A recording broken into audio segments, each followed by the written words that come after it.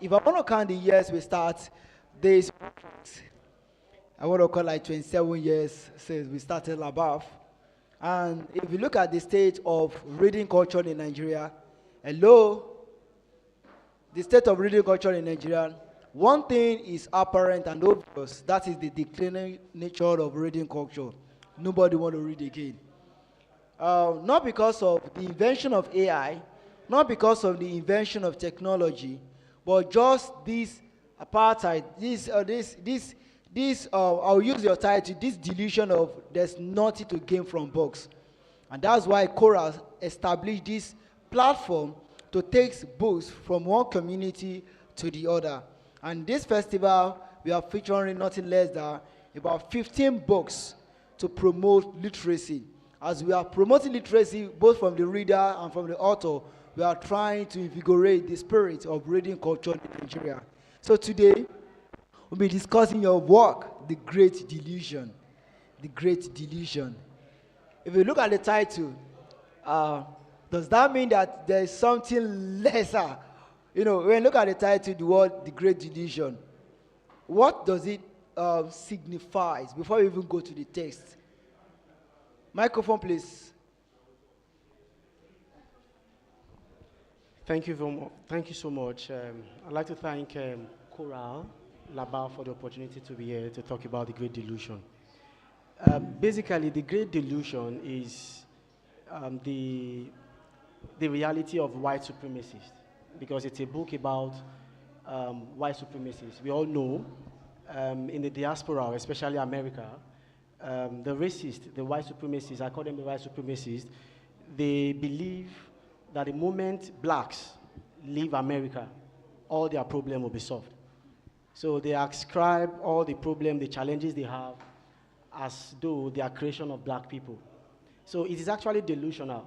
They feel without the invention or the contribution of the black people, America can remain America. And also, it's important to point out that majority of the American citizens, majority of them are largely ignorant, and I'm speaking factually now. That is why many of them still think truly black people grow tails and that we live on trees. In fact, they don't even know that Africa is a continent of about 53 countries. So, but only the microscopic few of the American citizens are super intelligent, and they are the ones who drive the American society to where they want the other population to be into.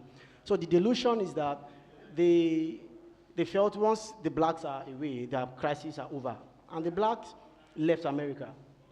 And the whites realized that they couldn't do anything without the black people.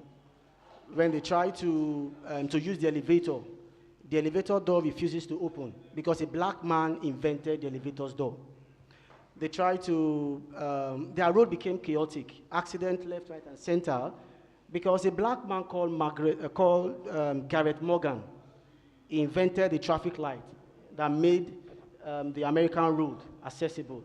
Because he has left, the road became unaccessible. Thank you. So that's a round of applause for that. That is actually an insightful introduction to that text. Please join me as I bring in another author for this wonderful session, Mr. Dele Shukwade. A round of applause for him, please. So sorry, sir, for taking your time. This session will have started about 5, and because of that, he needs to leave on time. So I will direct the question to you directly, sir. Your texts, My Orisha. text, Orisha. If you look at him, actually, it is actually contradictory to his, the natural look. The first time, like, how is a white man? How is a white man? How the mindset of writing Orisha? Is it another disconstruction of African story? Do you understand? If we have read The Independent, when you talk about the story written by I've forgotten the Sarah Ladipo, when we talk about the Tayo who went to United States and realized that African story has been deconstructed.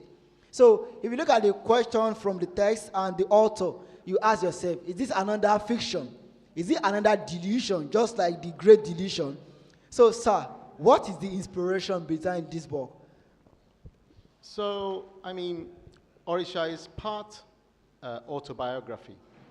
I always find it amusing when people say, so how about the rendition of our culture, blah, blah, blah. And I think to myself, our who?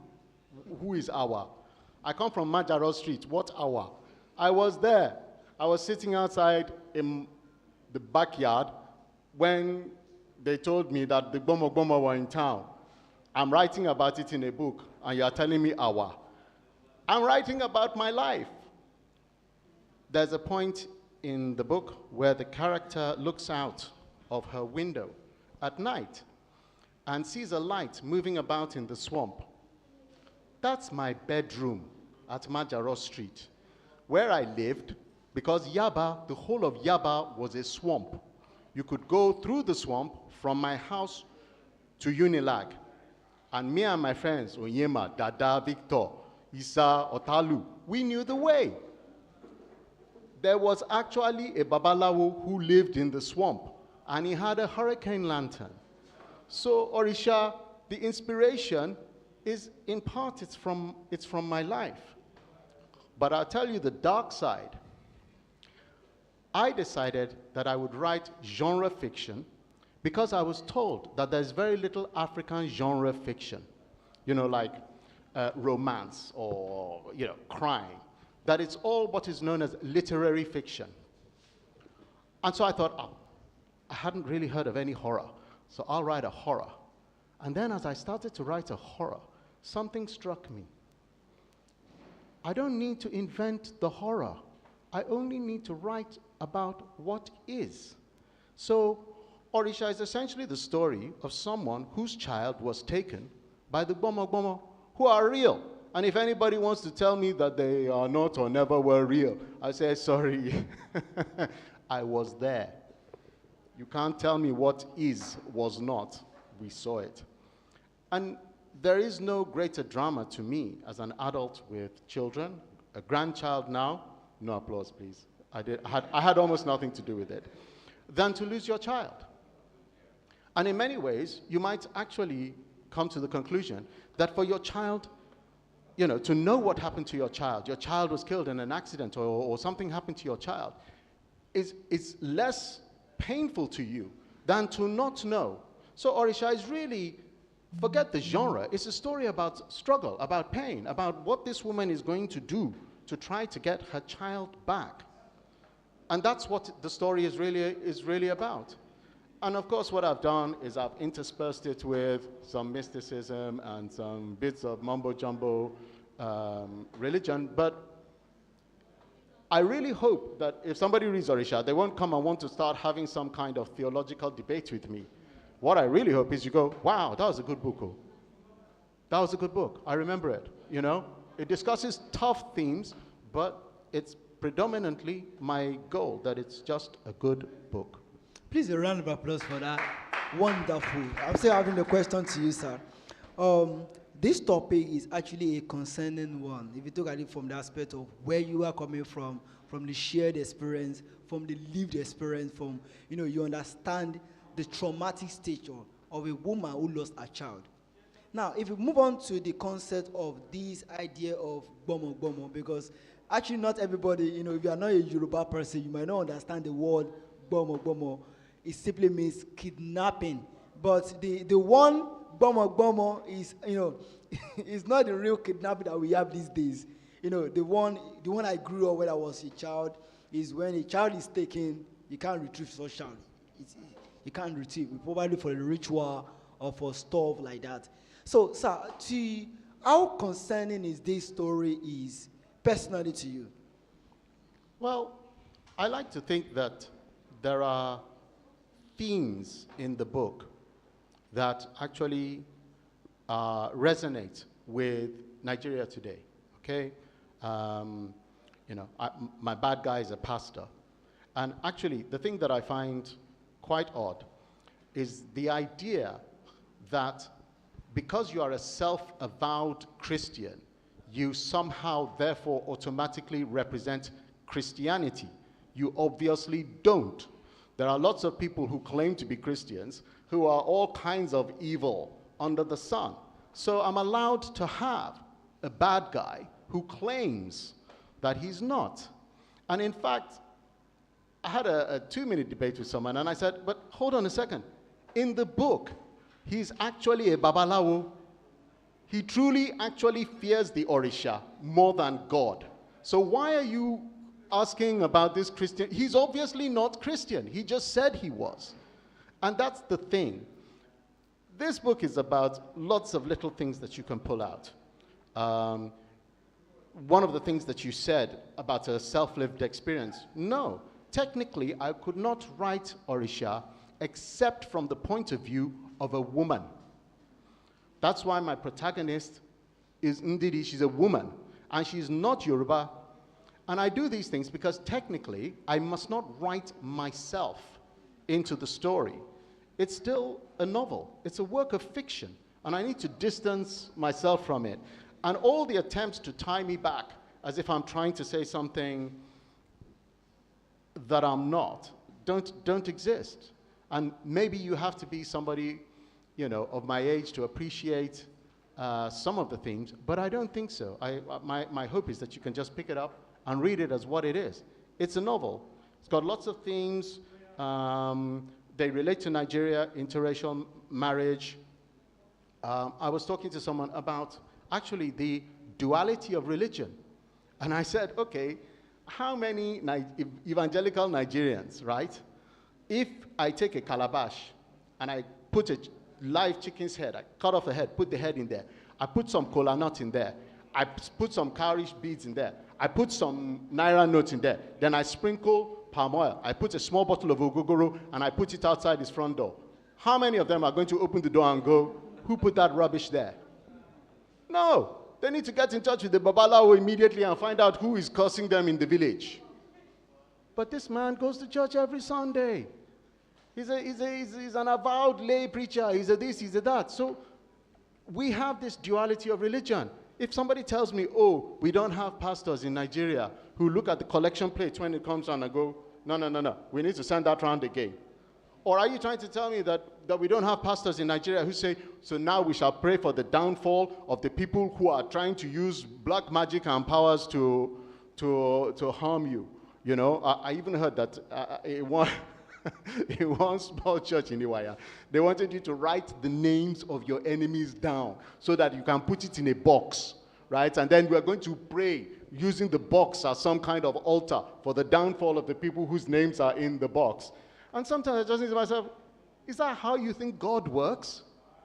That God's going to go through the names? Oh yes, this one, Olu, is going to really suffer. If he doesn't step on a nail today, it's nonsense. But I have to tell you my favorite, because I also have humor. If you don't have humor, then you are just an attacker, and it's too easy to attack. So I try to put humor. And I describe my man as saying, okay, you know those preachers that come in, Father God, giving God instructions, like God should now come and obey them because they are making a lot of noise. And so I describe this as a man who has arrived and somehow seems to think that God has fallen asleep on the job, okay? And he needs to shout louder than the other people. I mean, why can you not speak to God in your head or whisper? What is all this shouting and ranting and raving, frothing, sweating? And then I've even seen a video of people where the pastor persuaded them to start fighting the devil. So they're all there, throwing imaginary punches. And he's giving them, yes, punch that devil. Which devil? I mean, this seems very strange. But to me, it's funny. And if I laugh at it, then I'm just being cruel and cheap, because it's easy to laugh at anything. But I try to laugh with it, right? Because it is just what it is. It is how it is. And you can look at it and just go, seriously? Like, you know, I see Manchester United, people all in Manchester United strips, all doing incantations so that they will beat Liverpool. Then when they lose 2-0 to Liverpool now, you say, okay, so what happened? Was God on holiday or what happened? So these things are amusing, and I hope I have amused you. A round of applause for her, please. I'm actually enjoying myself. Are you not enjoying ourselves? Please, a round of applause for him, please. That is actually a brilliant and illustrative example. Because we are actually concentrating on him for him because he needs to leave on time. So permit me, my honorable panelists, permit me Sorry, to just I'm ask him one I'm last just a question so that we troublemaker. can just quickly leave him and leave. Now let's go to the book Orisha himself and to the character, which is the central character in the day there. How realistic is this woman to the solution of this ideology of Gbomo nowadays in human society, especially in Nigeria? And in what way can this woman be a figure of solution? Okay, so I don't want to solve the problem of society. That is trying to claim to be something that I am not. I am an author and I write books. But what I have written about is a strong female character, right? And she's based on the women that I know who are actually strong, independent characters. This woman's child goes missing, and she doesn't just go looking for the nearest big man to help her. Oh, No, she has to go and get her child herself. And in fact, at one point, she curses all the useless men around her who can't do the things that she's having to do for them. So it's not so much about the Gbomo. You could replace them with the Red Brigade or any group of people who kidnap and kill other people. It's really about the struggle. And in my creating writing workshop, I gave an example. I said, let's give him a name. Let's call him Olu. Olu wakes up at the back of Sabo Market, and he's naked. Nobody knows why he is there. What happened? And then I point out that actually, this is just the theme of Terminator. He's there with no clothes on because he comes from the future and he can't bring his clothes back. So stories, right? This story is set in the horror genre only because of some of the mysticism around it. But it's actually really the story of a woman's struggle to recover her child against all odds. Of course, I have to give her serious odds. That's what writers do. Just as soon as you think my character might be successful, then I have to give my character another barrier to overcome. What you will find, however, is that I am Yoruba, so it is not possible in any book that I write for anyone to defeat something like an Orisha. And that therefore, my proudest moment was the hours that it took me to work the story out so that the whole thing, everything, had been known and planned by the Orisha. Because an Orisha is a deity, and you can't defeat it. And the idea that I would write a book about, oh, look, see how I defeated the deity with what? Machine gun. Then it wasn't a deity, right? You can't defeat the deity. It's not possible. So the whole thing is, I'm very proud. I spent a long, long time. How can everything that you thought was this accident and that thing and this thing, all have always been planned by this thing that is godlike in its capacity. But it's not a Christian God or this God, but I'm afraid I'm a Yoruba man and I cannot have anybody defeat an Orisha. That's not possible. Thank you very much, sir. So if you don't mind, we're going to read some excerpt from the book. A few excerpts before we release you, because we know we're actually running out of time. Okay, I'm going to read you from a couple of things, right? One of the things that I wanted was to try to find rules for juju. I was doing my research, and there are no rules. But I know that there are rules. There was a rule. When I was a boy, I was told that juju can't cross water. I don't know. Has anybody else heard that? It's a rule. Okay, so where are the rules? So I made my own rules. So interspersed in the book are fake extracts from a fake book that is called Juju Rites and Rituals. Some people have gone to look for it. Don't look. It's not a real book. I wrote it. So here is an extract. This is the kind of... You want them to burn me at the stake, I know. So this is a short extract. There is neither good nor evil in juju. only in those who invoke it. To understand its forces, watch a child pull the legs off a spider. A creature of juju will tear an innocent child apart out of the same sense of idle curiosity. Okay, let me tell you about the beginning of Ndidi's problem. Night fell, but night fell. I can't help you, I can't tell you. You have to use juju to find it. Read my mind. But I have already closed the book now, sorry. So night fell, but the reception showed no sign of winding down. If anything, the attendees were becoming more boisterous. Deji was staring into the bottom of a glass when a quiet voice interrupted him. Oga. He looked up and clenched his jaw. Pastor Mike's bodyguard stood in front of him. Can I help you? Deji rifled his memory for the man's name. Bolaji, sir. Yes, sorry, my mind's a mess. Bolaji, what can I do for you? Pastor say, make I ask you if you want us to clear the place for you. Clear? Deji took a moment to catch on. Oh, clear. Oh, yes, sir.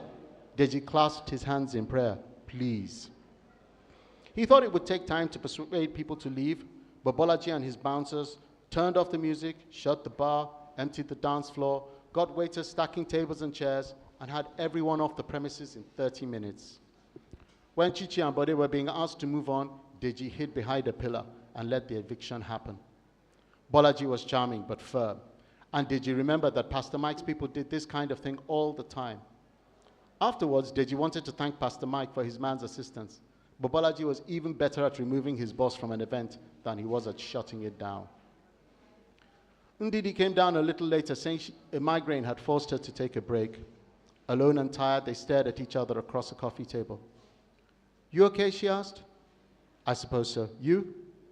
I suppose so, though that headache came on suddenly. I don't think I was missed. Oh, I'm sure Chichi missed you.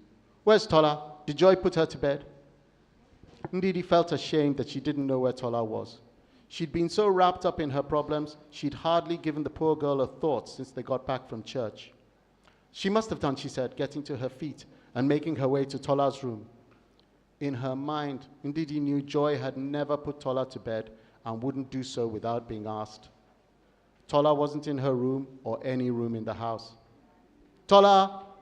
The first call was just loud enough to be heard indoors. The last was an anguished scream outside in the dark. Nobody had seen Tola in hours. She was gone. Thank you very much. A round of applause for that. If you want to read more, like you said, you need the juju, you really need Orisha. And I'm saying we really need to read the book. Please get. So because of the time, I will need to relieve. That's great. Yes. Thank you very much. So, Mr. Shegun, please, a picture, please. Sorry? Oh, yes, sorry. Yeah, I will be at Roving Heights tomorrow at 2 o'clock to read Orisha. To those who want to come and hear more. All right. So, Mr. Shegun, a quick picture, please, so that we can leave Mr. Thank you. Dede Shikwadi.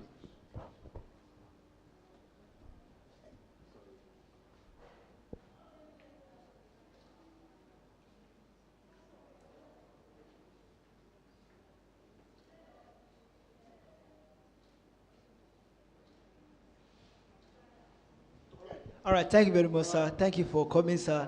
Nice to be. All right. All right. So let's head back to the Great Delusion. We got the introduction about the supremacy of the whites. Now, this is from another angle. Previously, our understanding of the white encounter with the African is to come down to this state and colonize us. But in this Great Delusion now, it is like the white is trying to wipe away the blacks. So this is another angle of the story. So, Mr. Majakodome, let's start with this book. The book spanned between two countries, the whites and the blacks. What was the initial attempt on this book? Is it to return the heritage of the blacks, to let us understand that we can stand independently? Or is this another revolution? Thank you. First, I would like to correct an impression. It is not correct that the first encounter the black people had with the whites was during transatlantic slave trade. In fact, before the whites knew about Africa, Africans had sailed across the sea. Africans, the more, they traveled as far as a region called Iberia. Iberia is the modern-day Portugal and Spain, and blacks developed them. There was once a black emperor of Rome, the almighty Rome they talk about. A black man was once an emperor of Rome. So, because what we have in this part of the world, in the African continent, is what I describe as colonarratives. You know, a narrative from the colonial perspective. Eurocentric ideas that dominated our academic curriculum. So they make us believe that it was through the transatlantic slave trade, that's when we know about the white people. No, we've even gone there, ahead of them. Yeah, now, so talking about the inspiration of this book, I have an opportunity to learn from elders, a lot of them. There is a late excellent dramatist called Pa Jonathan Ihondi. He created a TV series called Hotel de Jordan in the 1970s. So I learned under his tutelage for close to 10 years. So, and a lot of persons like that, Gigi Dara, professors in African literature. And I realized that there is a gap, a big gap between those elders of that generation and my generations. Many persons within my generation, they are so interested in Japa, leaving the continent in search of greener pasture. But I've never felt that way. So I knew there is a lacuna. I needed to know why those elders are so passionate about the African continent. Because when you hear them talk, like if you hear Pa Ben talk about Africa, you see the love they have for the African continent. So I now started making research. Why do these men, these elders, why do they have so much strong passion for Africa? Is it not the Africa notorious for poverty, for all manners of criminality? Then I realized that there was a time when Africa ruled. We black people, there was a time when we ruled. And that is the pre-colonial Africa, before the colonial invasion and all of that. And I realized that that era was very interesting. Herodotus, that happens to be the father of Western history, he documented that the children of the nobles in Greece, they came to Africa to study. Tales of Melitus, Pythagoras, Aristotle, they all came here. Black people taught them. So those were the pre-colonial era. Pre-colonial era, Africans did wonderful things. We had the pharaohs, the pyramid, a lot of innovations. Then I said to myself, we are confronted with, like Bob Marley says, we need mental emancipations. The psyche of the black child has been infested. And the only way we can clear the subliminal of the black child is when we, consciously, tactically take the mind of the African back to pre-colonial Africa.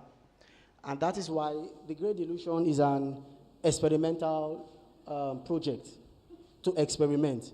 Before now, what we see in Hollywood, we see Hollywood,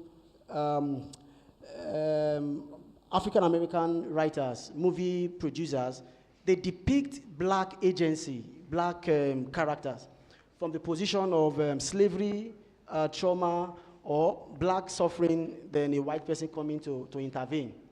But it is quite problematic because it makes black children see themselves as they were created or they were given birth to constantly fight against white subjugation. And that's so bad.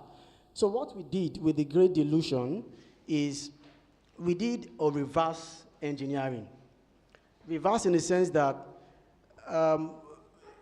the whites said they wanted black to live. And contrary to the stories we've seen in Hollywood, you see black begging that they wanted to stay. This time around, blacks globally did what I describe as Afrocession. meaning a conscious unification of black people globally, and they withdrew from a system that exploits them and treat them below human. So they left America and Europe, and they came back to the African continent. So the African Americans who came, they met the Africans on the continent, and together they built a civilization that no country or no race in the world can topple. But the implication is that the withdrawal of blacks from America led to the collapse of the American society. For instance, the US White House, where Donald Trump stays, was built by the black people. So the US White House crumbled. The Capitol, where they claim they do their legislation, also collapsed because the black people also invented it. The white tried to use the elevator, the door refuses to open because a black man invented the elevator's door. Their power grid also collapsed because a black man called Louis Latimer, did excellently, contributed excellently to the US and European power grid.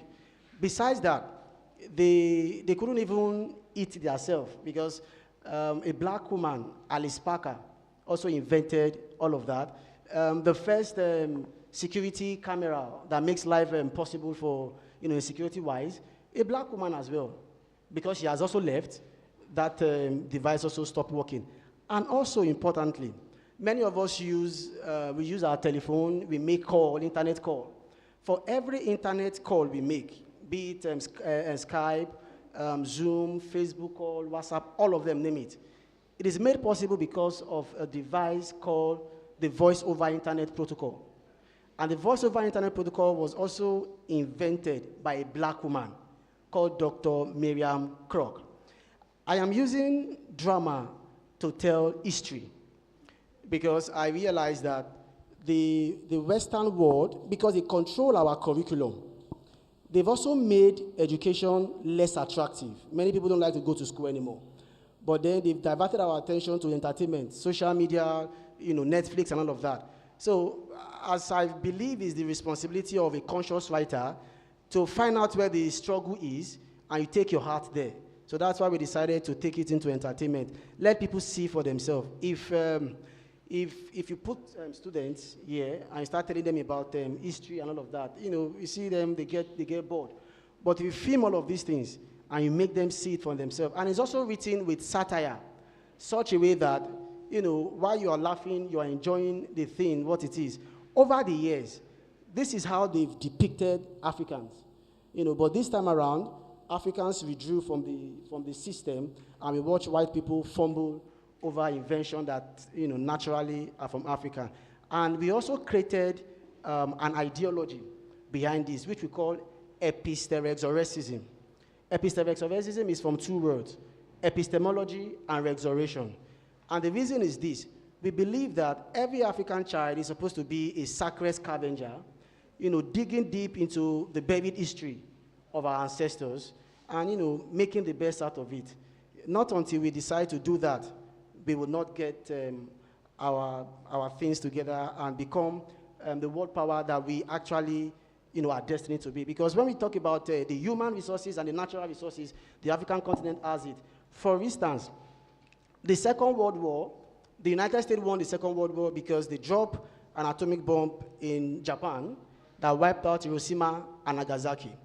It will interest you to know that one of the most integral components for the production of the atomic weapon is uranium. And that uranium was gotten from Congo. Yet, the entire African continent does not have an atomic bomb. So this is what we are trying to do, using drama, to talk about the existential crisis we have as African people, because we have existential crisis. The Hollywood, needs to do more in terms of cinematography, the sound system, the costume. The acting has largely improved, but content-wise, is still very lacking. Thank you. A round of applause for him, please. That is wonderful. That is historical, analytical, illustrative discussion. Thank you very much, sir. We would love to have this more and more, but thank God we all have our copies. Please don't go home and stack it or put it somewhere. This is for we to understand that he has charged everyone. Now, from what we listen to him now, we should feel proud to be an African. You should be proud to be an African. Now, the history that has been deconstructed by the whites, saying they came to the African faith, has been deconstructed by Mr. Majekodum now that we went there first before they came. Please, a round of applause for him, please, again. Now, because of our time, we would love to have more. Can I just briefly? Okay, Okay. I just like to add briefly that The Great Delusion won this year's Anna Prize for Drama. A round of applause. Thank you very much. Now, I think everyone have questions. Yes. So this is the. So let's make the question very short. Very short. I can see just that few minutes, millions want to have questions, both physical and online. So let's start with our Papa in the house. Please, sir. Please sit. Please sit. I'll be okay standing. It's not going to be a question. It's just attestation to, in terms of real life. 1990, I was awarded a scholarship to go to the United States of America. And we were given books to read. One of the books is Outline America. Outline America. I read my own before setting out. And when we had a kind of seminar with the resource persons, I asked them, Outline America, why is there not a single mention of an African in this whole book about Outline America? And you expect me as an African, an extended descendant of Cleopatra, extended the descendant of Prince Domingo, Cleopatra, Italy, Rome, Domingo, Portugal, to believe you that America can develop into a level of civilization without a single mention of the African dimension to civilization. They kept quiet because the book was supposed to be quiet. Otherwise, it was outrageous. Then also, we went into a workshop, and one professor was trying to tell us, we had two paintings. One painting was one where so many animals assembled on a field in harmony. Beautiful romantic depiction. Another painting was the one where a young star, black this time around, was walking across the streets of New York just holding a guitar. And the lady professor in Bellingham tried to convince us that the painting about the young star was much better than the painting, the romantic painting of animals enjoying themselves in harmony in a green field. And I had to tackle her that I'm more interested, if those animals were supposed to be metaphorical, I'm more interested in those animals, like the various races of the world, having themselves harmonized in one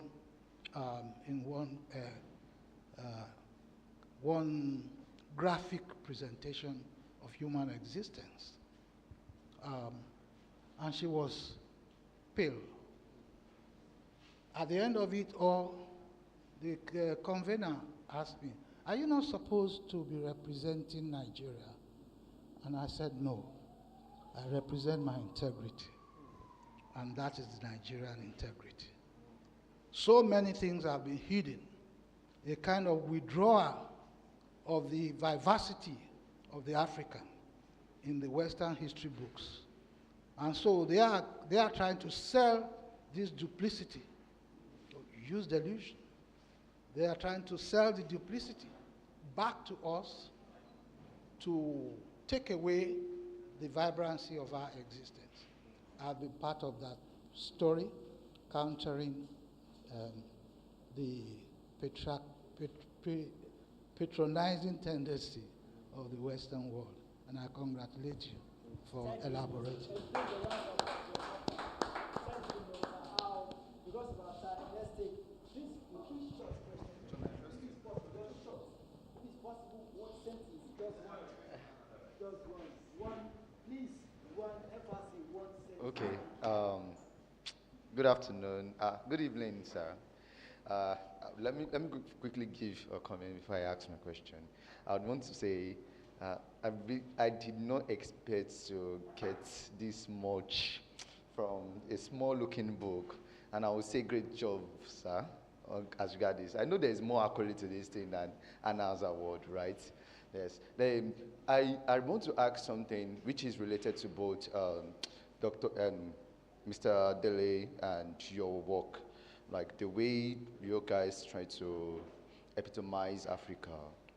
And let me go to this fact. Let me go to this sphere that, okay, we're talking about the existentialism of Africanness, right? The realness of Africa. So, and you're trying to like tell a tale about it. And I want us to go to this view, like, okay, what do you see in comparison of this classical writing of the Greek? The way Greek classical writing, how they do their classical writing, comparing it to the African classical writing, to this part. And the way they have been able to like reconstruct our mind to think like a white man, to think everything about white is good.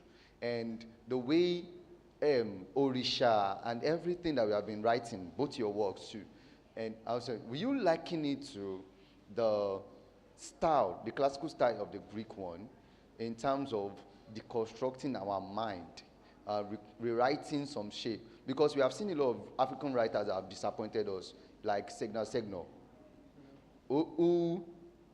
Okay. Sorry. So you have actually, I don't want to just to dwell on the part. I believe you understand my question. Thank you. So let's take all the questions. So Can I? Okay. Let's take all the questions. All right, thank you very much. Honestly, I want to thank Cora and Laba for making me present here today. Honestly, I love it when I'm able to come in contact with people who are actually passionate about our culture and Nigeria in particular, because I've met many people who think so differently. I mean, one way or another, they are brainwashed, but they are oblivious to the fact that they are brainwashed, some more than the other. So, but that's just by the way. So, now, how do you think there is a strategy that that can be implemented, that can enforce a that can be deliberately enforced to initiate a change in mindsets amongst Nigerians? Because especially like what you just said in this the Great Delusion, what you mentioned, what you explained about it from the when you first of all give us a summary of it. Yeah, you talked about people wanting to jackal, thinking that okay, when they get to that other country, their life then they'll be settled. So there is a guy who literally tells me, not implied, he literally tells me that Nigeria is trash and everywhere should just burn to the ground. Let's just go and start over in a different country. And it riles me up so bad, but the best way to actually convince him would not be to yell at him or do anything. So I usually just try to keep my cool, because it pains me so much to see a fellow black man so invested in the culture of a different man. I don't know if there is a way we can initiate a change. I don't know if there are strategies that you think can even, at the very least, do something. Thank you. All right, so we have to make it very quick because we want to read a page from the Moonbeam. So, okay, sir.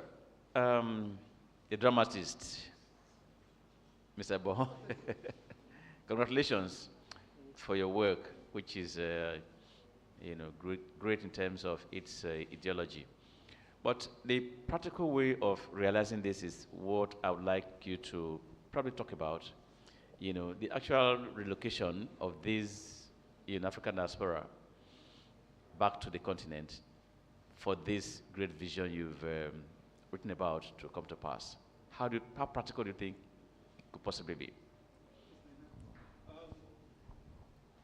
I know that if I give you the time to answer this question, you are going to take a whole day. But please, let us be mindful of the time. Can you just help us summarize this two question in maybe 4 minutes? Thank you. Okay. The first person asked what I think about Greek classical writing. There are no Greek classical writings.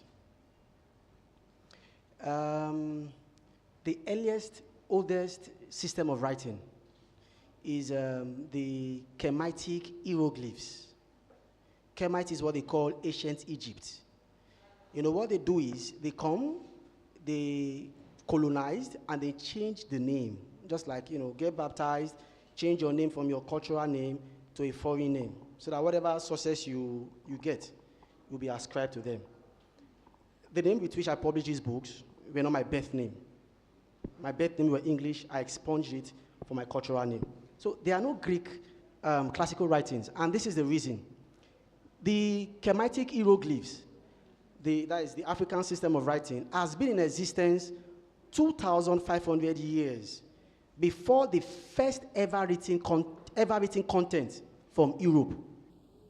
Meaning Africans have been writing 2,500 years before Europe wrote anything at all. And that the poems written by Omar, the blind European Odysseus and Iliad and Odysseus. So, and I also mentioned earlier that Herodotus is a Greek guy, is the father of Western history. He documented in his writing, because he did a lot of work about on Ethiopia and Kemite, which is ancient Egypt. He found African very fascinating, and he documented that the children of the important people in Greece, they came to Africa to study. So Africans taught them. Imhotep is one of those who taught them. So they came. So most of the writings you see ascribed to the Greek guys, they're actually what they learn from the African people. Just the same way you see them, they tell you Western education. There is also no Western education, because they came to Africa to learn about all of these things. They can be very complex, but I hope moving forward we'll get to know it. That strategy. For the second question. Yeah, the second question. Strategy on how to entrench Afrocentrism. This African, this thing. Okay, fine. First and foremost, it is important for Africans at home and Africans in diaspora to be united. Because of all races, it is only African, it's only the black race that are scattered. All the Jay-Z's you see, Lil Wayne, they are all people of African descent. So we need to be united. And this is one of the very first things, when we become united. And also, we need to fund our entertainment. We need to fund our entertainment, and there is a need for a complete overhauling of our curriculum, our educational curriculum, because currently the African curriculum, not just in Nigeria, on the entire continent, it is Eurocentric based. The curriculums in our various universities are designed to make the African child see, himself as inferior to the white people. And I'll give you a practical example. I went to the University of Benin. There is a course called Philosophy and Logic. Every student is mandated to pass that course. And Philosophy and Logic taught us that the father of history, the father of philosophy is Thales of Miletus, a Greek guy. Whereas Thales of Miletus came to Africa. Black lecturers taught him for more than 21 years. So you can see, and most of our education are also largely and heavily funded by this Western world. So we need to fund our educational system, and the only way we can fund it is when we concentrate on local production, because our knowledge is also connected to our economy. If our economy is not advanced, then we cannot get funds to fund for ourselves. Like Sankara said, Thomas Sankara of Burkina Faso, he said, he who controls the stomach or the economy of identity also controls the political and the mental power of that economy. So we need to fund ourselves. And then curriculum definition. Now, how practical it is, like my leader has said, sir, I would like to emphasize that all I've written in the Great Delusion. So, sorry, 1 minute. Yeah, I'm rounding off. They are already happening. Few months ago, the Ghanaian government the Ghanaian government awarded automatic citizenship for more than 500 African Americans and Africans in the Caribbean. So they're already coming back home. Nigeria, as a giant of Africa, needs to put itself together and make home, comfortable for these people and to bring them back to the continent. Thank you. A round of applause for him. Sorry, that is one part of discussion. The time is always short. Because of that, we're inviting Kelani Messi, who's going to read an excerpt from Moonbeam. We're actually taking the pictures before, so thank you very everyone. So please sit down and read. Ready? Yes, thank you. Please give a round of applause to Messi Kelani. So this is another book that featured in today's book trek, but the author is not. We had the session yesterday, so we want to have a reading of that. So thank you.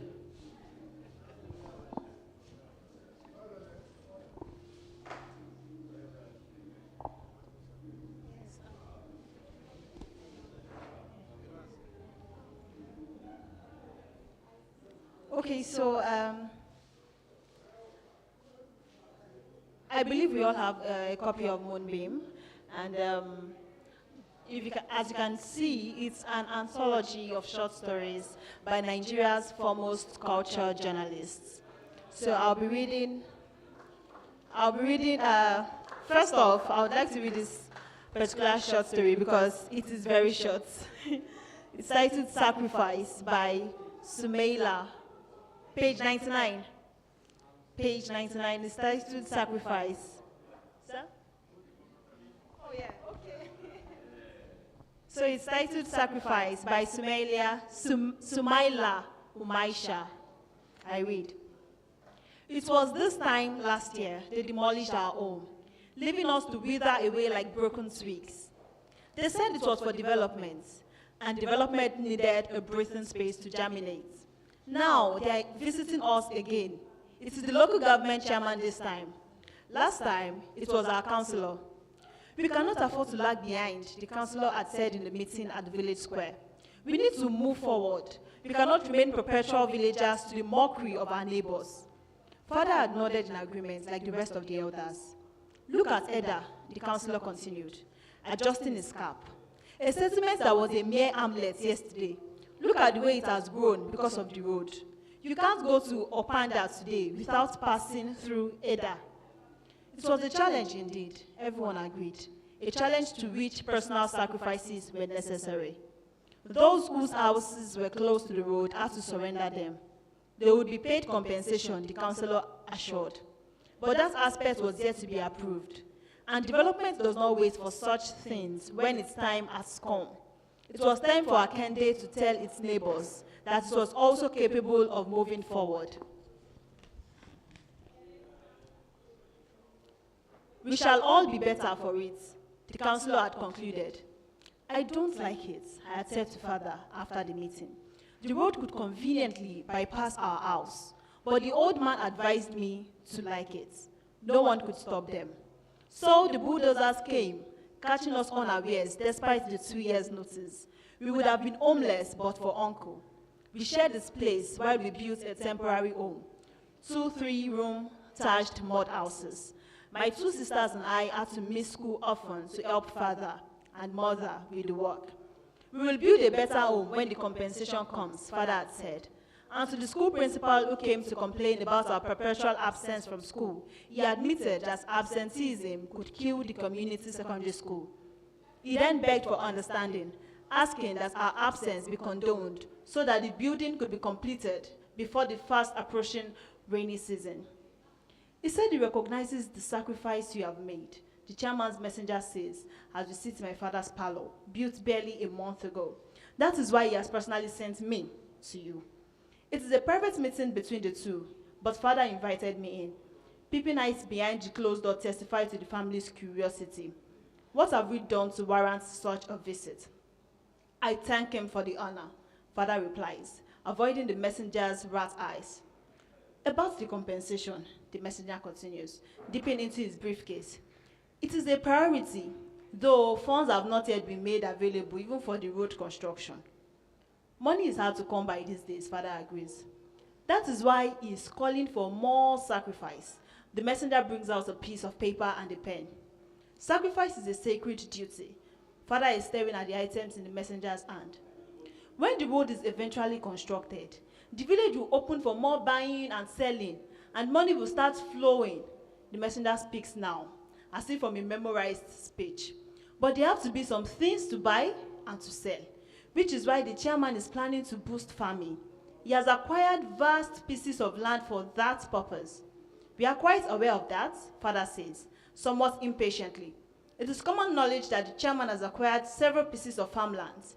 They say he wants to retire to full-time farming when he leaves office. It is a good thing, Father adds as an afterthought.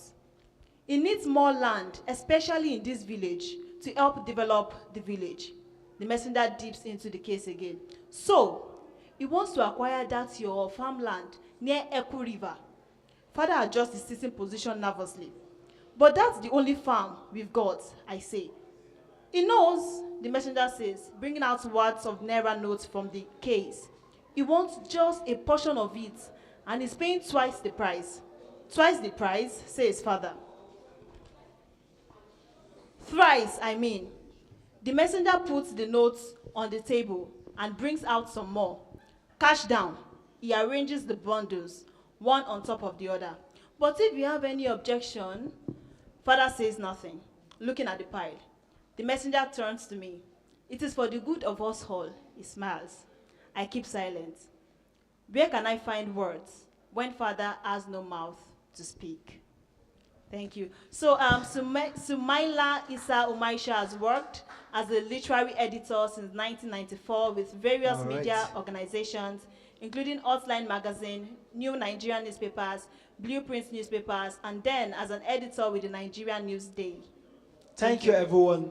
All right, move directly to the session that we have, which is the Cora Anna dialogue. I will bring it on the stage because of the time. Mr. Taufik Olatubosu. A round of applause for him, please. And also on this panel, we'll be bringing. Okay, no, I think I'm the moderator. Yes, so we're going to have somebody is joining. Okay. Somebody.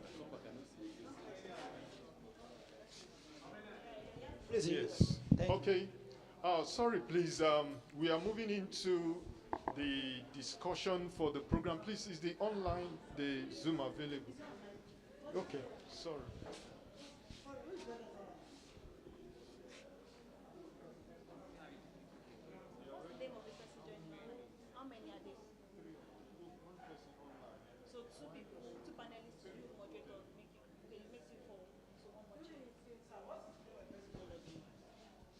Wumi. Okay, so we'll be having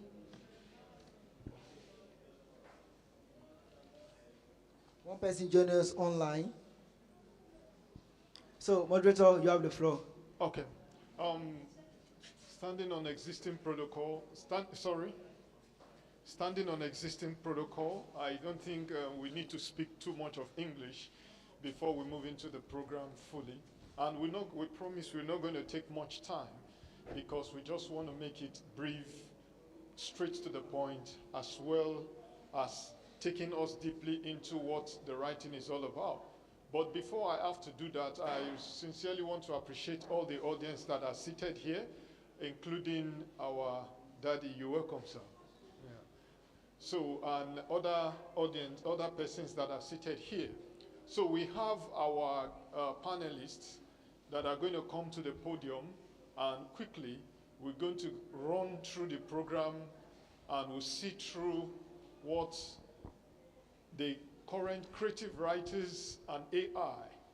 The emergence of AI has been a very serious aspect of the writing lifestyle, writers, influence, and everything. So that is why today we are looking at this aspect of writing to see what and how all this has contributed to creative writing.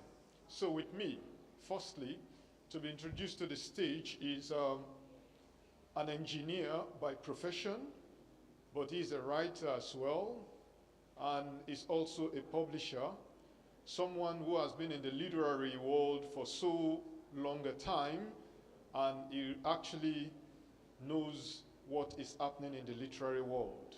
So it's a great opportunity to listen to him as well, what his views are concerning this current AI trend and AI challenge to the writing world.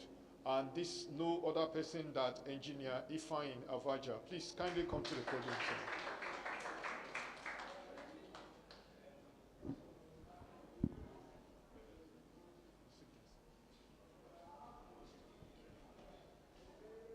The next person is another very young man.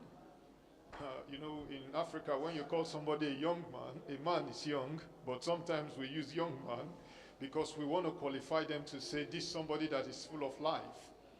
He's also a PR manager. He has worked with a couple of companies and he's done a great lot. And I've seen him also doing a great lot as well. And I think I have the privilege of knowing when he was able to win for his university all the public speaking competition that was done in Nigeria. He came first in the University of Ife. And I think he has a lot to tell us. So we are bringing him up also to the podium to join engineer Ifeanyi Avaja. That is no other person than Mr. Olaoluwa Samuel. Please, you're welcome.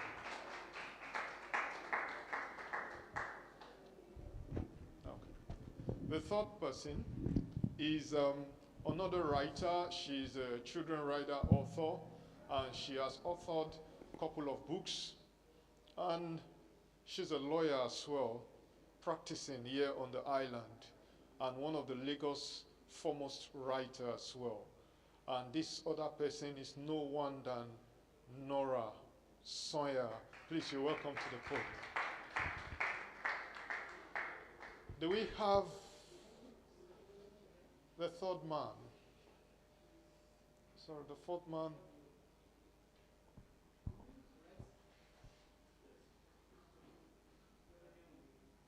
Adewumi, yes. He's already on? You're having network issues? It's going. Okay. Can we proceed? Okay. So as we wait to see how, we can join up with him, please can I sit down? Okay, thank you. Yeah, I think we have just to imitate the English people. You know, they are so formal in everything they do. I don't want to sit down. Somebody asked this and said, we asked you to sit down. Oh, thank you. So please, the emergence of AI, the topic is such a topic whereby I want us to be real. Real in the sense that, you know, when we writers, when we are talking, we don't try to just like envelope things. We say it the way it is. And that's what really makes us to be real as writers. These are the ways I have seen this thing, and this is what I'm thinking that is going to happen with this. So I'm going to start with engineer Ifeanyi Avaja. AI that is known to be artificial intelligence. The coming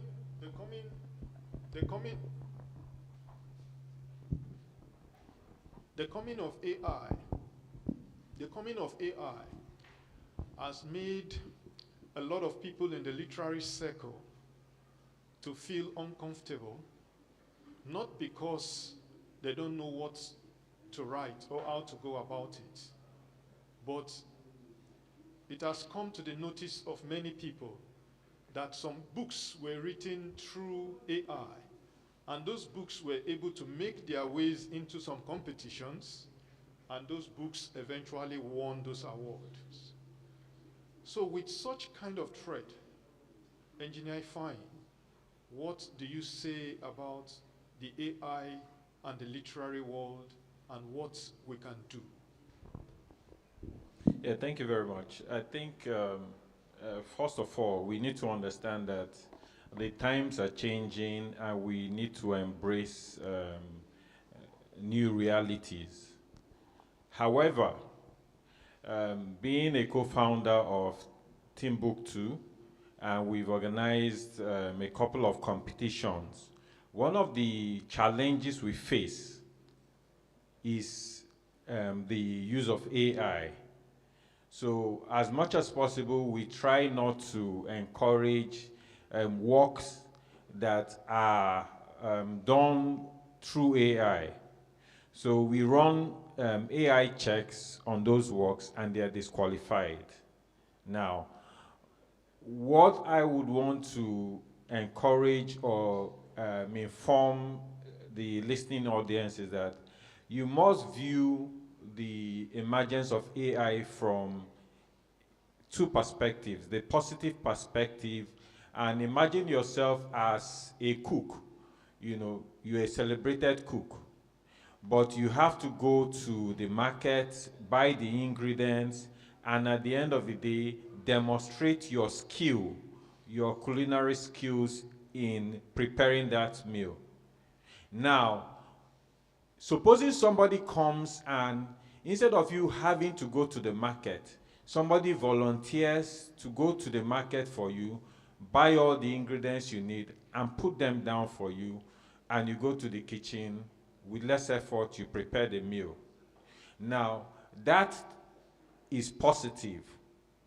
But when you get somebody, employ a cook, and you tell the cook, prepare egusi soup for me, and then you go to maybe your husband and tell your husband that, look, I prepared a lovely egusi soup for you, I think you have told a lie. So we must understand that for me, AI should be a tool for research, providing you with the ingredients and information to write, but you must be skilled to write. And I told myself that coming here, I want to do what I would call a literary experiment. So I have a one-page short piece, which after my panelists have spoken, I'll read out to us, written by a 12-year-old person. Now, I'm not going to tell you if it's controversial, I'm not going to tell you if it was AI assisted, but after reading it to you, you would tell me what your perception is, and then we'll further the discourse thereafter. So I'll leave it at that point. Okay, thank you so much, sir, for that. Let us have Nora. Thank you so much for that. Yeah, yeah, Nora, for you, what I have here is that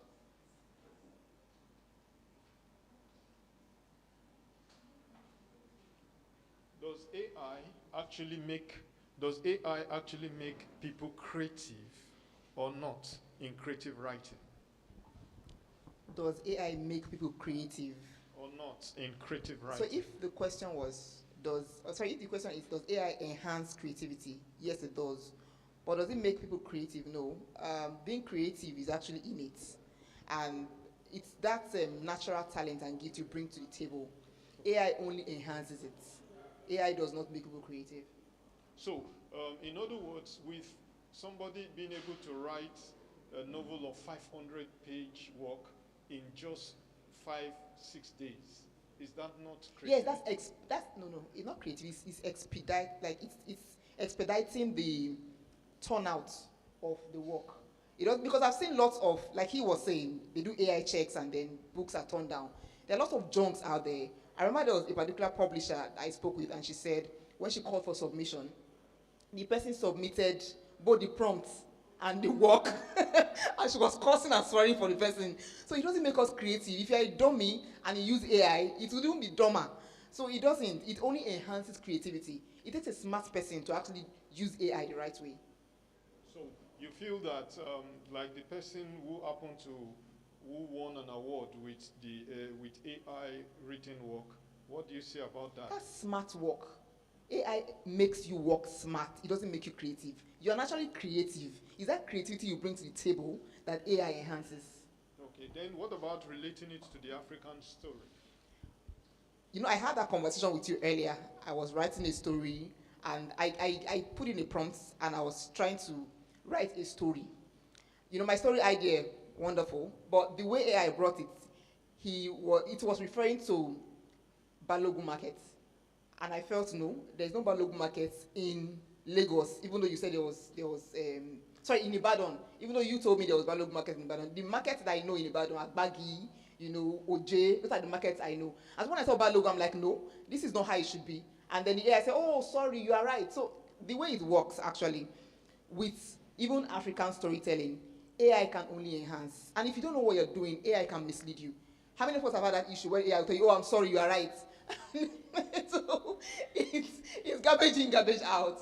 You have to, aside knowing the prompts to use, you also have to be vast with the facts so that you can correct AI. Otherwise, you end up writing something that people will be like, what are you writing? Yes, it's like that. Okay, thank you so much for taking us into that.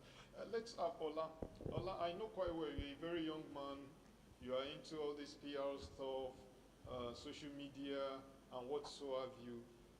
With ChatGPT and the likes of them, a lot of us, the OGs and whatsoever, we're already threatened that if care is not taken, they're going to box us out of the market. So we start trying to grasp 1, 2, 3. Please, can you give us a very good introduction to some of those apps and some of the disadvantages as well as the advantages that can be related to us as creative writers?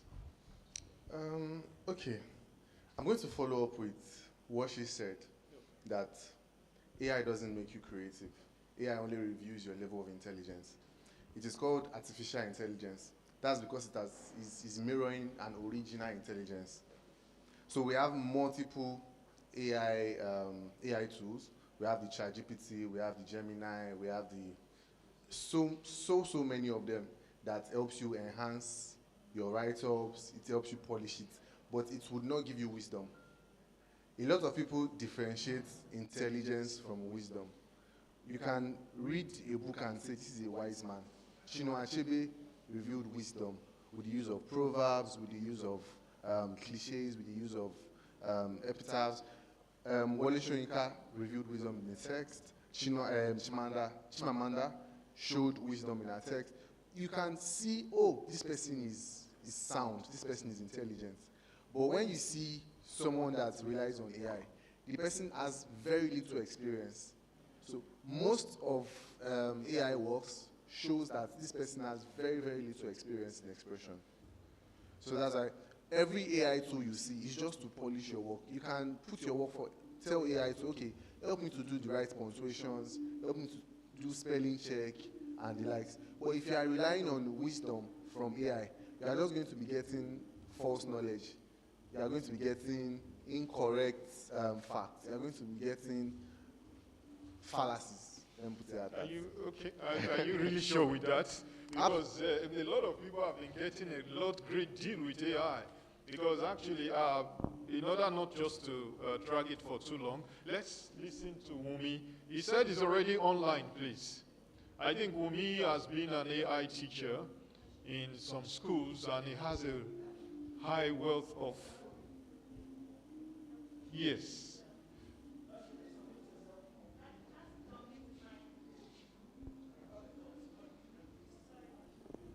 Hello, good evening, Mr. Wumi. Can you hear us, please? Please unmute your mic. Hello, Mr. Wumi. Can you hear us? We can't hear you from here. Please unmute your mic. Please unmute your mic.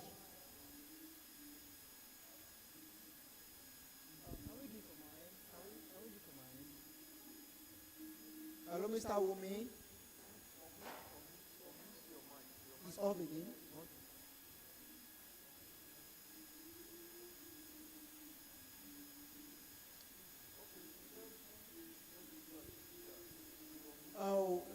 Just continue. Once we get this sorted, I will call you. So we.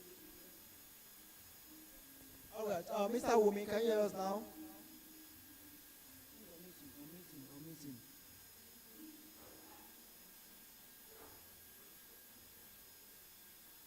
What did you say?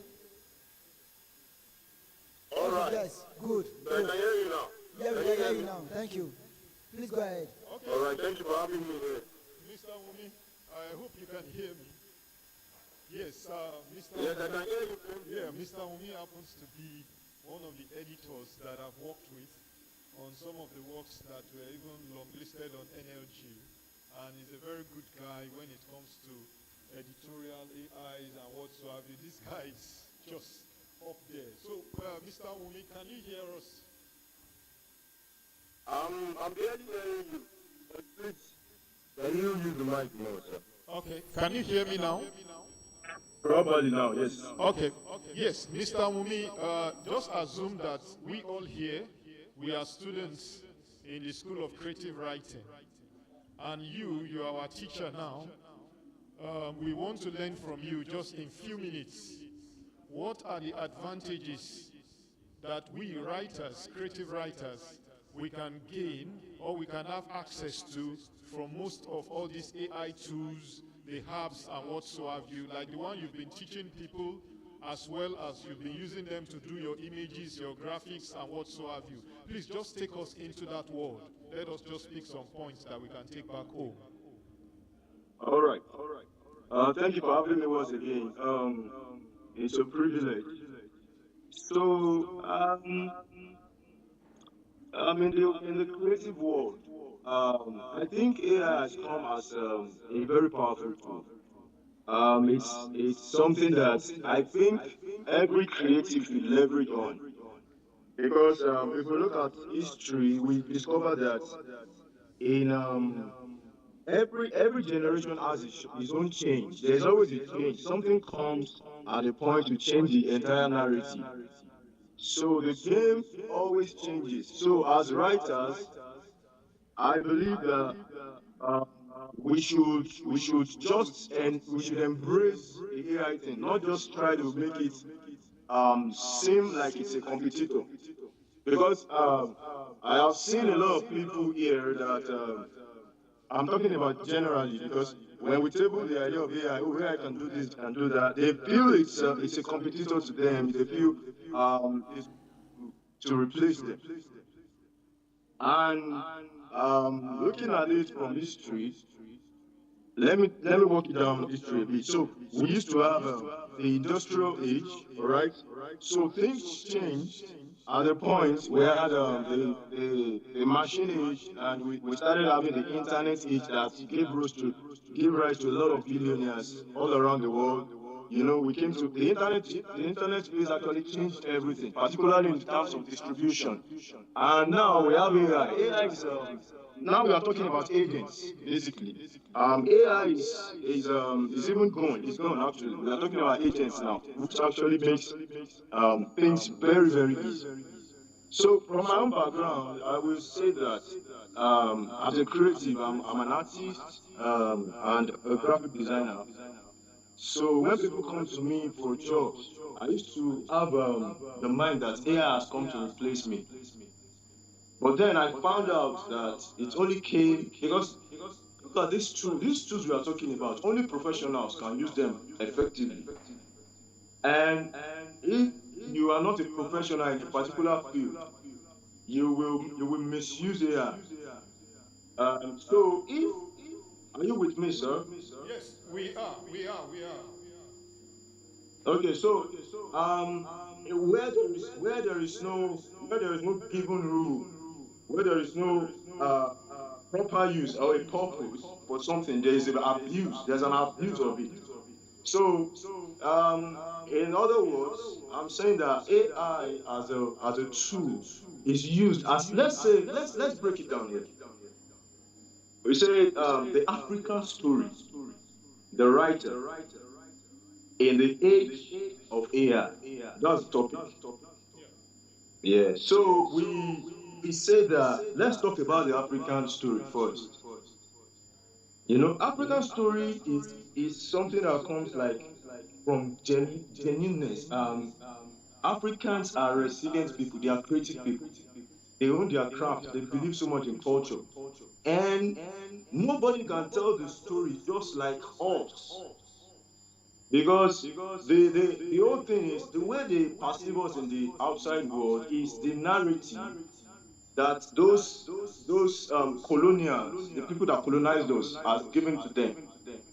So now it is just for us now to leverage AI to write our own stories because there is no other people that can tell our story like us. So if we use tools like AI to, the only thing AI will do is not to replace you as a creator. No, it is to amplify what you have in your mind. It is just to create a kind of leverage because if you look at it critically, it's just a system that will make you scale faster. What will take you? It can help you in research. It can help you to fine tune your works. Help you, you know. In fact, if you are in the game, you will know that if people that they only giving prompts like garbage in, if you read their stuff or their script, you will know that there is no touch of creativity. AI cannot think for you. AI cannot, AI, for example, if you are in the bus in Ikorodu, AI cannot feel the pressure of the heat around you. Like AI cannot feel some emotion. But you as a writer, it has only called for you to be more creative, to be able to put down your emotions more, not just as it is, like on the surface. You need to go in depth. It is a call for writers to be more creative because it is hell competitive now. You know, um, I would just say that let's not see AI as a competitor. It's only a tool to them. So, like I said, if we are Africans, we are the only ones that can write our own stories.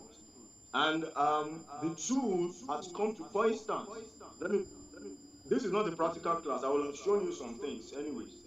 But for the sake of it, let's put it in context.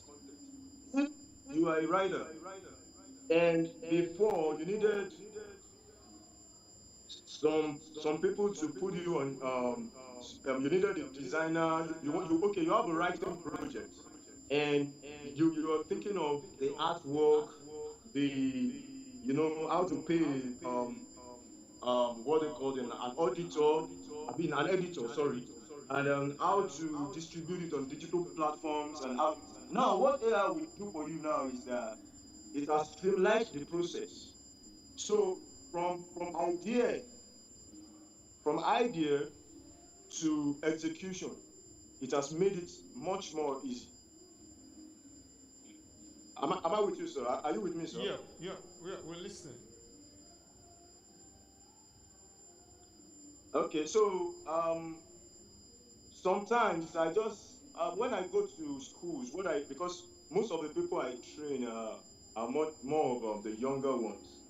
So, and this generation are people that they feel they can leverage AI to do a lot of things, and you can't even take them away from it because that is the trend right now.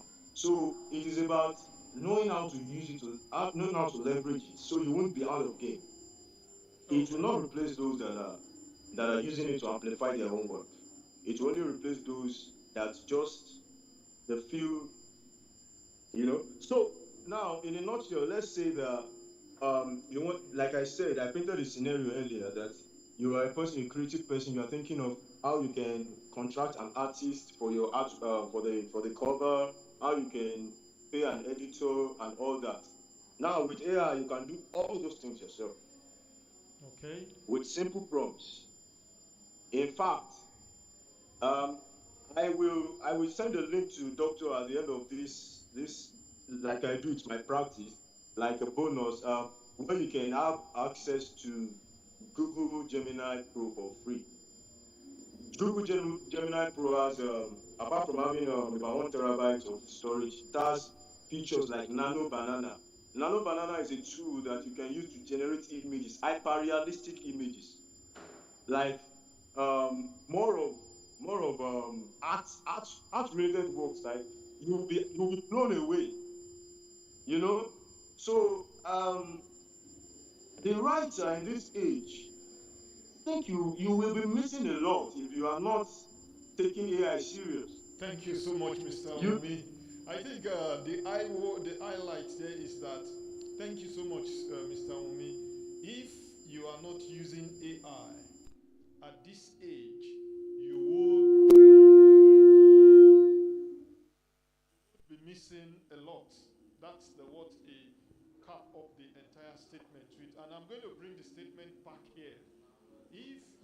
are not using AI as a writer, you are missing a lot. That's what he said. And I'm going to pick it up from there to bring the question back home, because I remember there was a project this Mr. Umia was trying to do with him, and I gave it to a video editor. And I've even paid 100,000 to the video editor. And the video editor could not generate some images. I now called him. I said, I think I need some of these images, but this video guy is just like, he now said, what? So he now told me a particular AI tool that can do it, of which I'm not going to say the name, so that when you pay me, you come out. I'll also use it. So I was so surprised when he now told me what to do. I just sat on my phone, I paid, I subscribed everything immediately, and I was generating those images. I said, what? So I can generate all this, and the video guy, who is a master's holder and a whatsoever, the guy was just there, busy carrying big cameras all over the place. So that was when I knew that, indeed, with this AI, if some of us, we don't try to catch up, very soon, they are going to chase us out of the market. Just like what he said, that the AI is not something we can run away from. It has come, and except we have to learn it, it will be very difficult for us to cope with the time. Engineer Fine, please take it up from there and let us hear your own point of view about this. I remember trying to do a book cover design, just to take it up from where you stopped, and have an AI app that I was engaging. But however, I had challenges, but I'll give it this credit that it made it quick,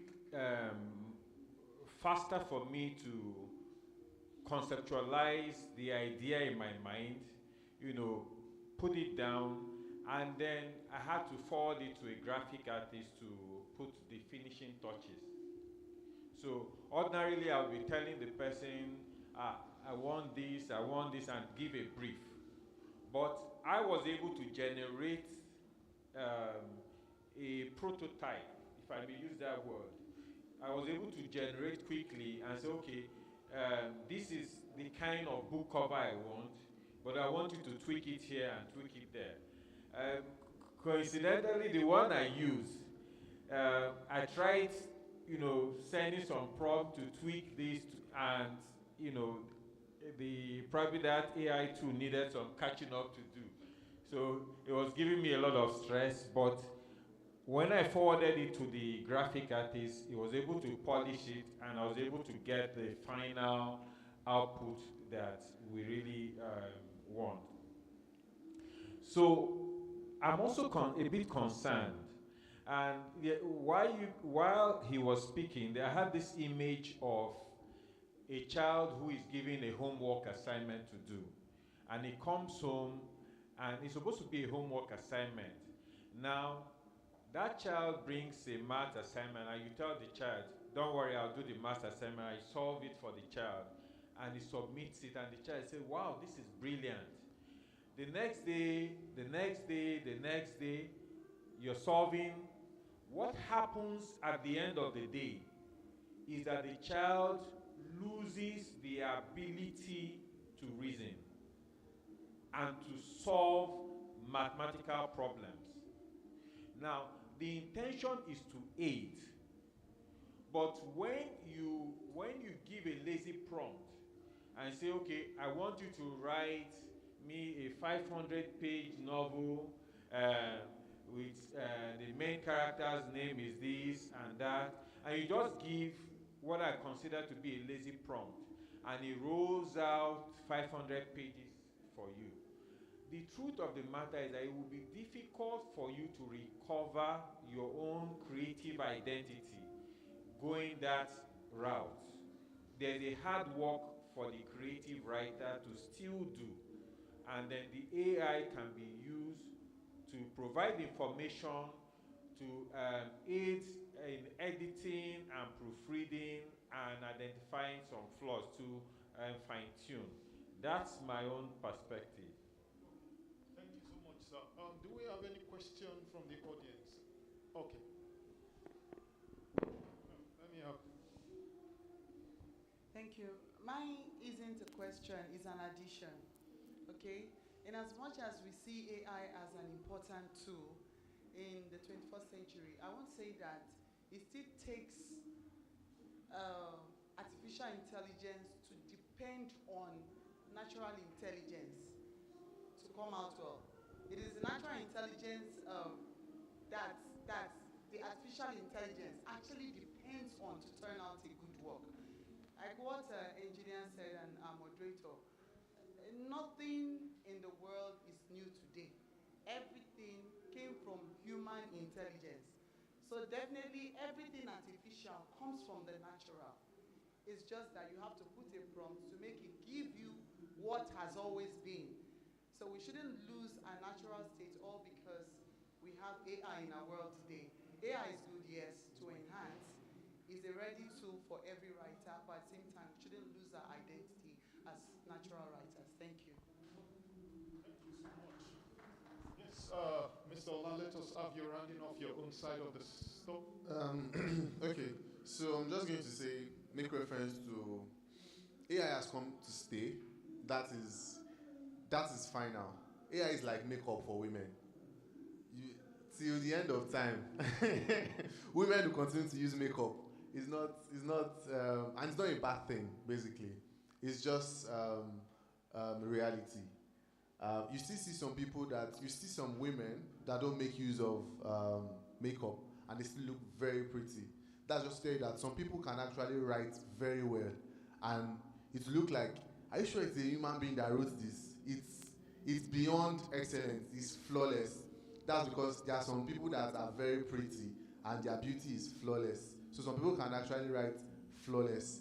As well as when you put some things on AI, it comes out flawless. Like you just look at, I make use of AI frequently to generate content calendars and everything, and it comes out excellently. So I'm just going to say, when you want to make use of an AI, understand what you want to do, understand your work very well, then AI becomes... AI is a woman.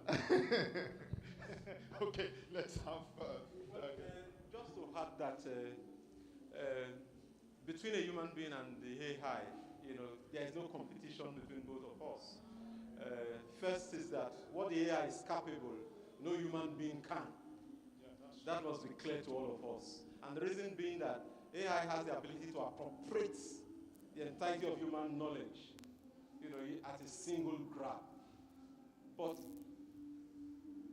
it's different, and this is why this is literature, this is not history.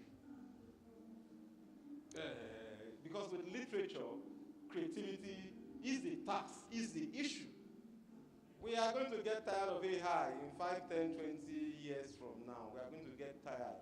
Because it will develop a pattern that you will always see that this is its pattern. But the human mind can be patterns. And that is what we must call ourselves as poets, as authors, as writers, to begin. The machine can't reimagine the future. It's only capable to reimagine the future on the basis of what we have given to it. But the human mind has an unlimited potential. So we must tax ourselves. And that taxing of ourselves is to study history, study literature, because creativity doesn't just jump out of the blues. So those using AI must use AI as a tool for research. Because a writing itself must be flawed. No, the fact that you produce a prose or you produce a poem, the flaw can be what will even give it, the breakout. So let's not quarrel. AI is here to stay, like others have confirmed, but it is not the tool for any creative mind.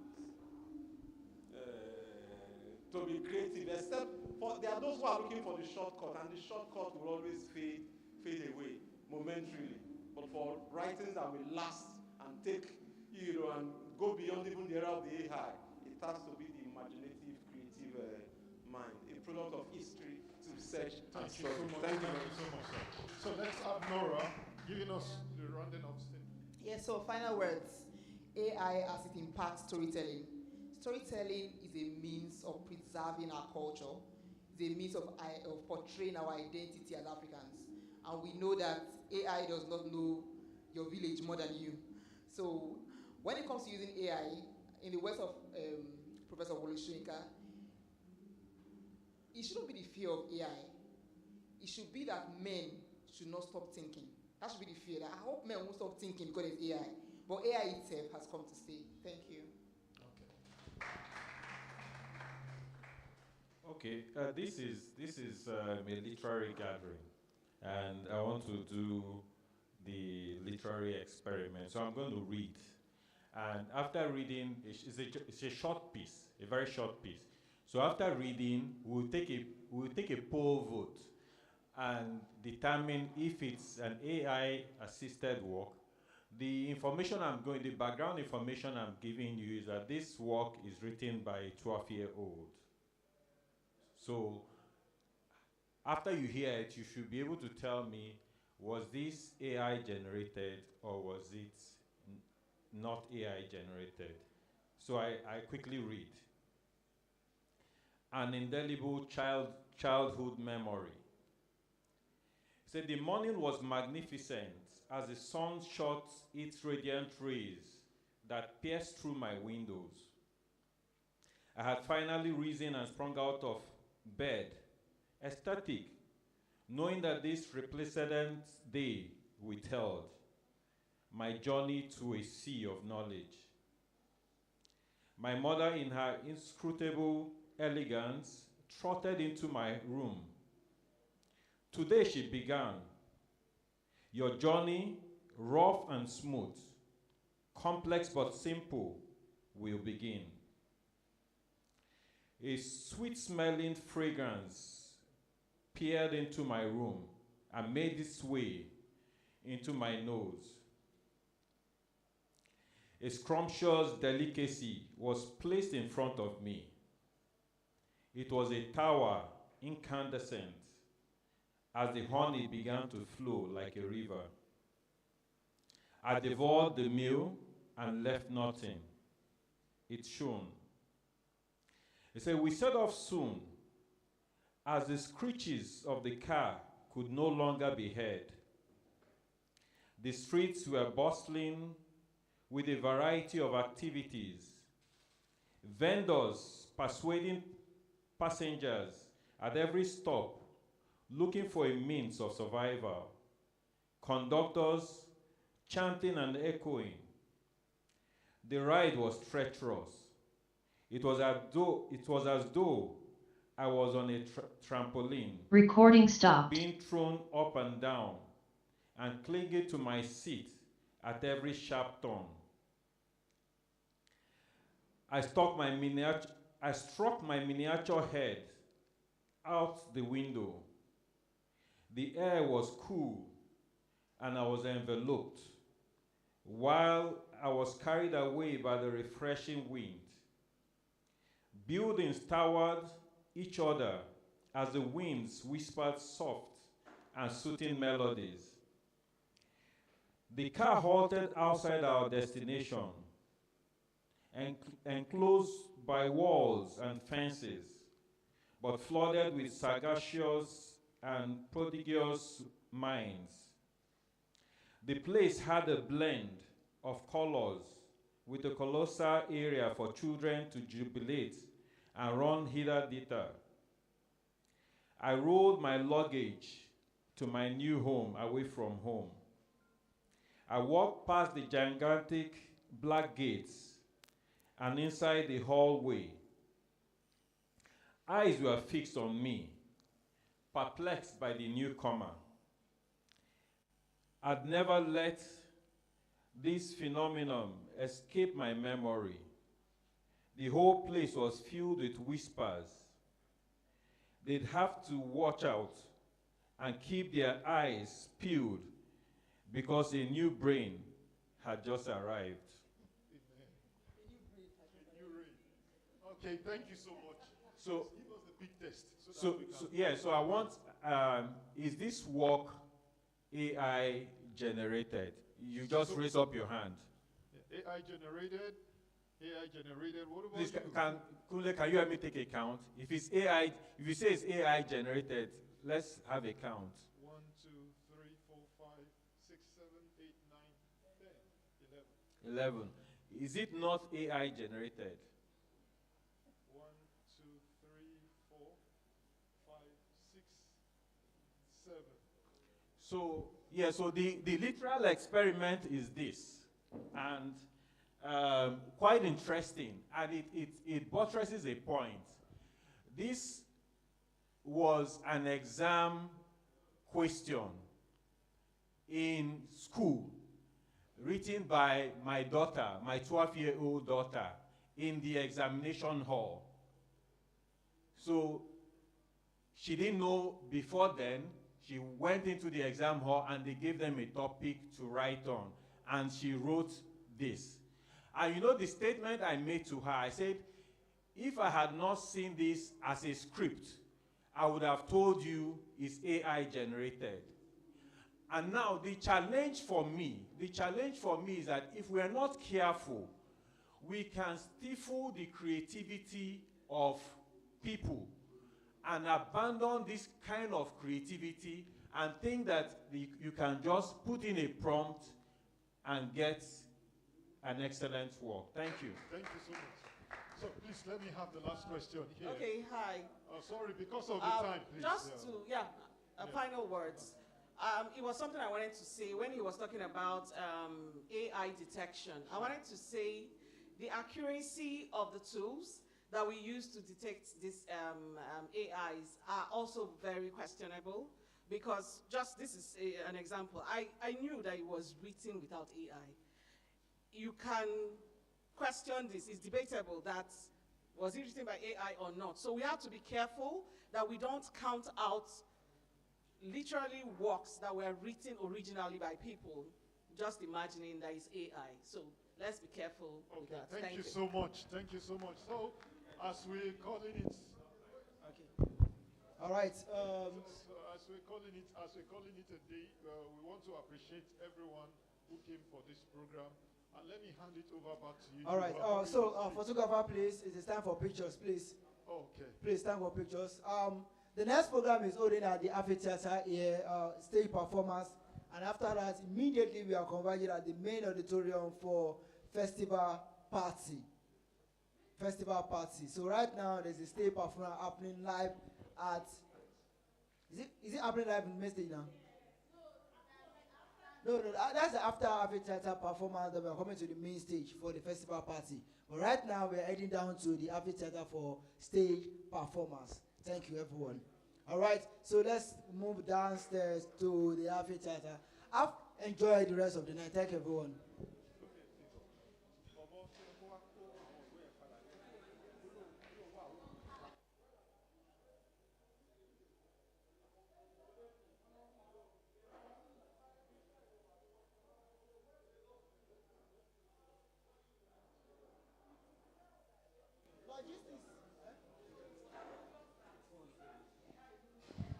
Love you, everyone.